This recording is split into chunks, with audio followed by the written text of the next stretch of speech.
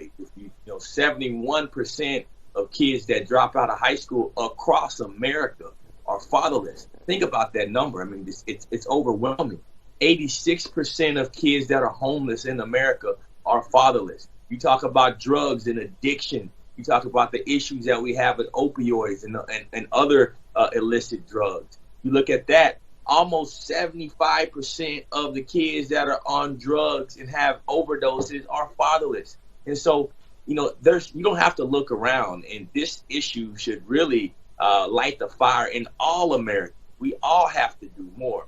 But when it comes to democratic policy, the policies of the left, they really perpetuate this evil, because when you don't give a child school choice, now you're not allowing the system, the government, that's what the government is for, is to come and catch and give a little bit of assistance to the other underserved. Well, you don't do that if you don't educate a fatherless child.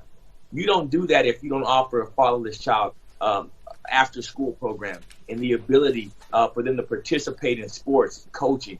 That's what we're seeing happening in our streets right now. The divide that we have and the issues that we have in the inner city community, the majority of them stem from fatherlessness. And so, Gina, this is a real issue that needs to be looked at.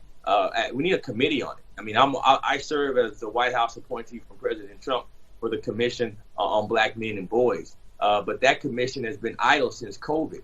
This is an issue that is not going to be able to be solved by the Congressional Black Caucus, because those folks are going to do nothing but perpetuate the opposite things that we need, because they want to fundraise and make money. The only way that we're going to get back to these issues is if we reform our public schools, if we put God back in our public schools, if we put discipline back in our public schools, bringing the paddle back to our public schools, allowing these kids to start having to be accountable when they disrespect police officers and they disrespect teachers. All of these things are the only way that we're going to fix our society.